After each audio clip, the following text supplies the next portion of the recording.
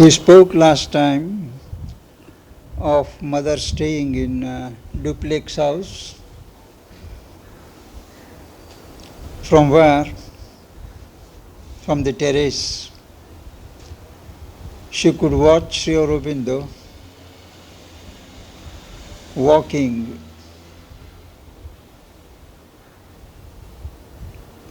in front of his rooms, and she would meditate there.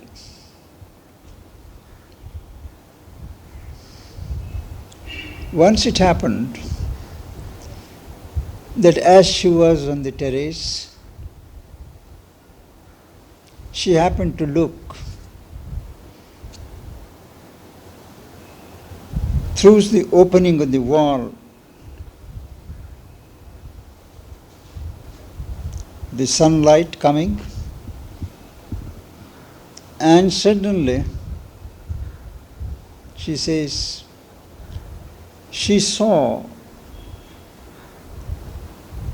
the range of the Himalayas.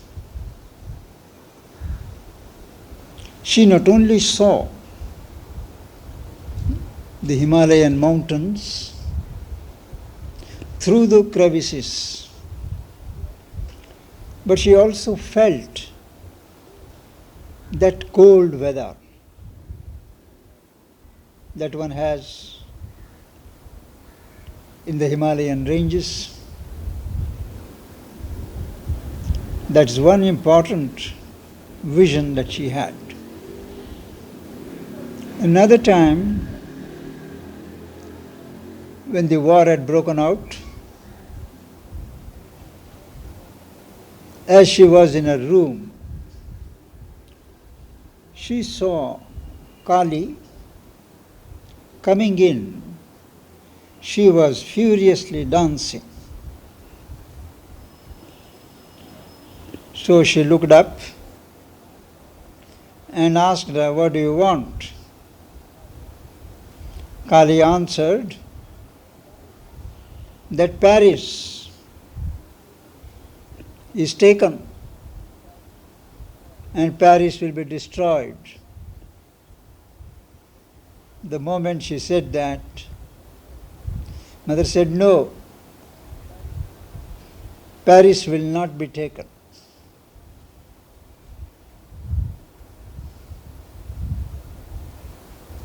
And the next day, she looked for news. At that time there were no radio transmissions, much less TV. And every day the reports from the war front, they would be pasted as dispatches on the doors of the government house, which was occupied by the French governor. So she went and saw there the dispatch, and there it was reported that the French authorities had decided not to defend Paris.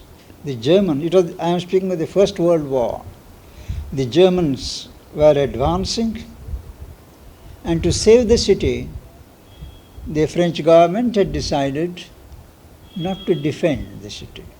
And it was all open. The German army, as it was coming, when they saw it was all undefended, they suspected some ambush, some trick, and they turned back, not wanting to be caught in a trap. And as they turned back, the French troops fell upon them, and the Germans had to retreat. Thus Paris was saved. This is a second remarkable incident that happened in duplex house. It is about this house, if I recollect right, that the mother once observed that every brick in this house breathes my consciousness. I have been trying to find out the exact place where she said it, but I have not been very successful. If any of you find it, I would be obliged to get the source. But I know it for certain that she has said it. Then it was in the same year, 1914,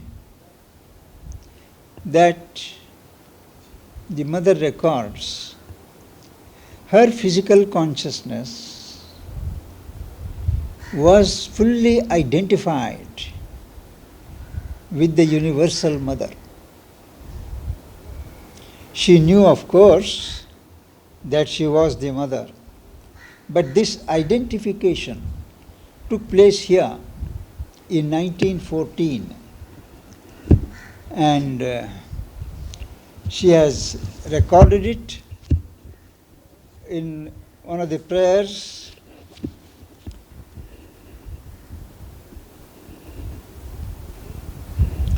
Dated November 3, 1914. For a long time, O Lord, my pen was silent. Yet thou gavest me hours of unforgettable illumination, hours when the union between the most divine consciousness and the most material had become perfect, hours when the identification of the individual being with the universal mother and the universal mother with thee was so complete that the individual consciousness perceived simultaneously its own existence, the life of the universe, and thy eternity beyond all change. Beatitude was at its height in an ineffable and infinite peace. Consciousness was luminous and immeasurable, complex and yet single, and existence all powerful and sovereign over death.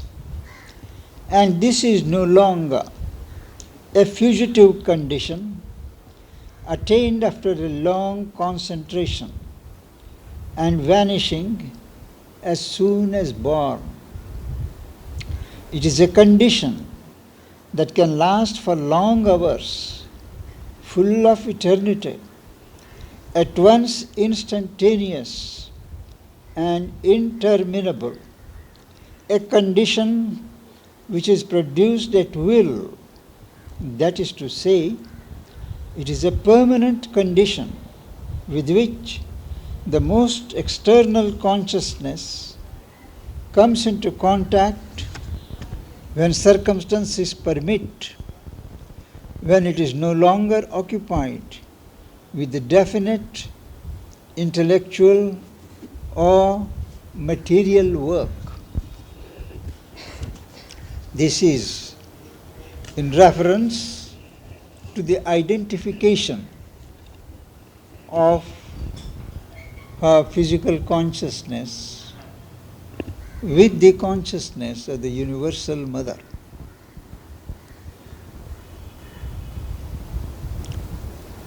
And very soon, in February 1915, she had to leave. The Richards had to leave because there was a call from France that he being conscripted. But there was no real reason why she should go.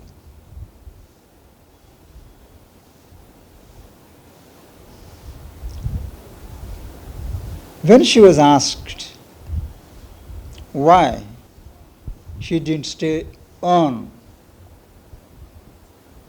but left, she is reported to have said that he did not keep me. That is, Sri Aurobindo did not want her to stay. Now the question arises, why? He himself has recorded of the immense help that he received by her coming. He knew her state of consciousness, but still he did not let her stay on. There are many speculations, but the one speculation, mind the word speculation, that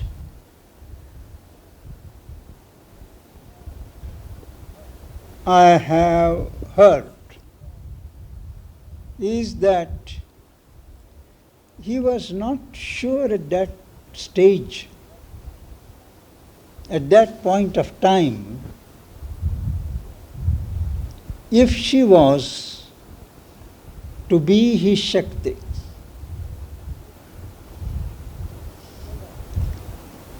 Whether he expected Mrinalini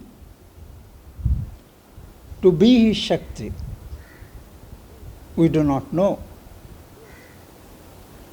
Though there is a hint in his famous letters to her,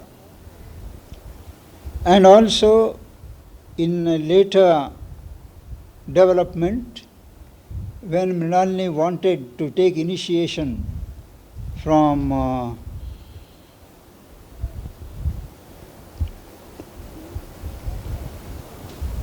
Sharada Mata, Sri Aurobindo wrote to her not to do so,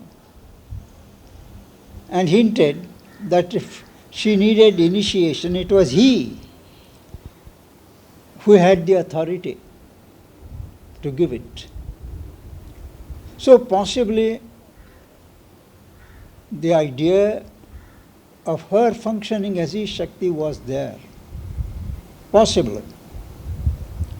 But when she, that in the later stages of the war, when she, after a lot of difficulty, when they had arranged for her to come to Pondicherry, on her way here, she had an attack of influenza and she died. She died in Calcutta. It appears on that day there was a big cyclone, and in that storm a framed photograph of her, which was on the wall in Sri Aurobindo's room, it fell down and broke to pieces.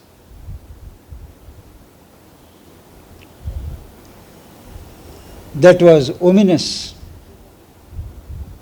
And later in the day, telegram was received that she had passed away. Eyewitnesses say that there was a tear or two, a drop of tear or two in his eyes when he read the telegram. So when in 1920, when mother arrived back from Japan,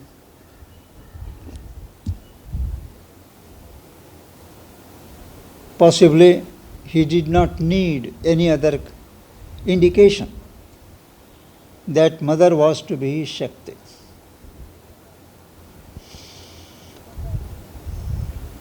To come back to the narration, she did not stay.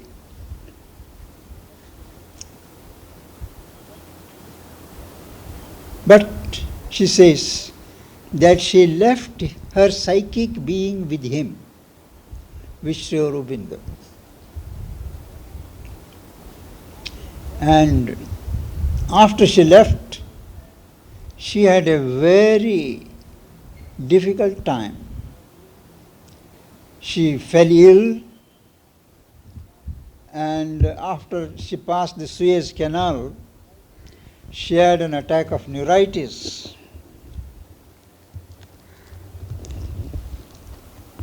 She notes, after she left this place,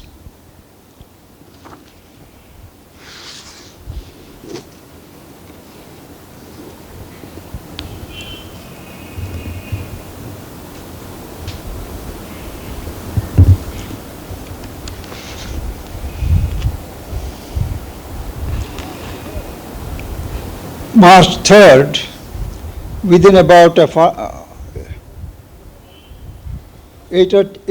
a week of leaving Pondicherry, on board the Kamamaru, she says, solitude, a harsh, intense solitude, and always the strong impression of having been flung headlong into an inferno of darkness.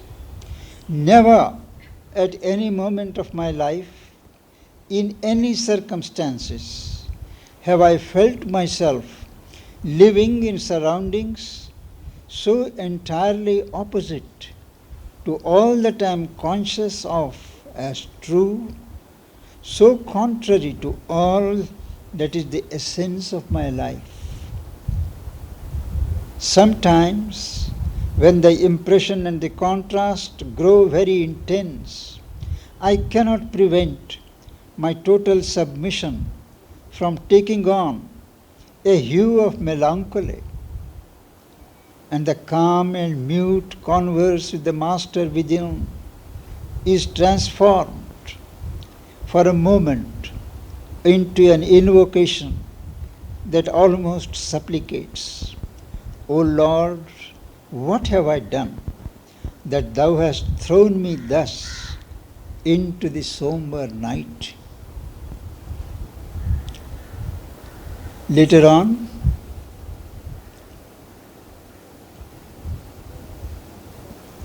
in a prayer of March 7, which, according to Champaklal, Mother considered to be the best of all her prayers. It begins, date March 7, 1915. I am exiled from every spiritual happiness, and of all ordeals, this, O Lord, is surely the most painful that thou canst impose. But most of all, the withdrawal of thy will, which seems to be a sign of total disapprobation. Strong is the growing sense of rejection, and it needs all the ardor of an untiring faith to keep the external consciousness thus abandoned to itself from being invaded by an irremediable sorrow.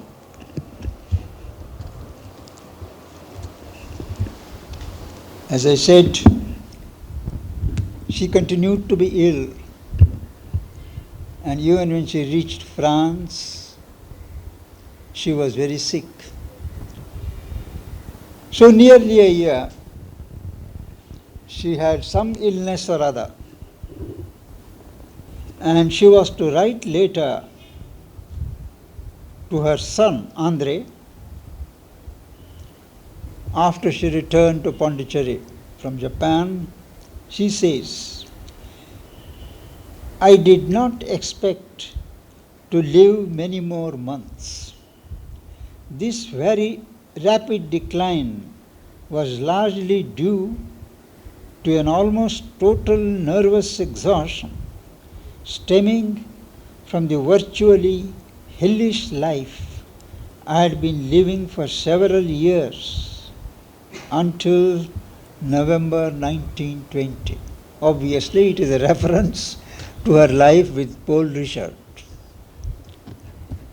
And she lived in Paris from 1915 November to 1916 March. And war was at its height.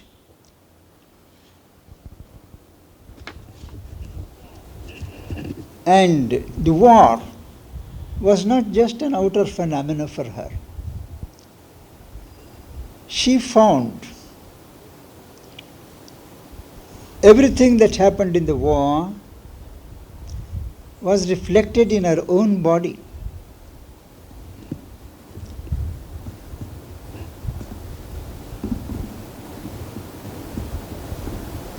She says, I remember quite well that when the first war broke out, each part of my body, one after the other, or sometimes repeatedly the same part, symbolized battlefields.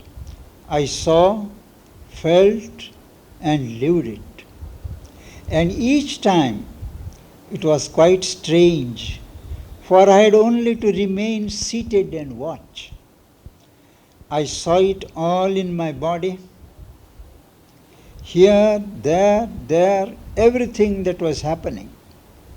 And while it was happening, I concentrated the divine force there, so that everything, all this pain, all this suffering, all of it, so that it would hasten the preparation of the earth, or in truth, the descent of the force. That was her experience. And she did not stop with that. She helped to tend the wounded. At that time, those soldiers and fighters wounded in the battlefield, they would be brought back to Paris, and she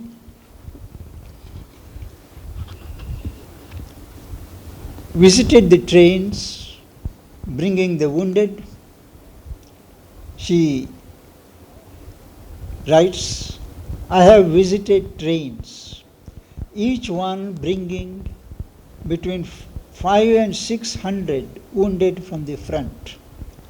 It is a moving sight, not so much because of all that these unfortunate men are suffering, but above all because of the noble manner in which most of them bear their sufferings. Their soul shines through their eyes. The slightest contact with the deeper forces awaken it. And from the intensity, the fullness of the powers of true love, which could in their presence be manifested in perfect silence, it was easy to realize the value of their receptivity. And on the 16th of March, 1915, the Richards took the boat to Japan. It was the last boat from Europe to go to Japan because the next boat was sunk.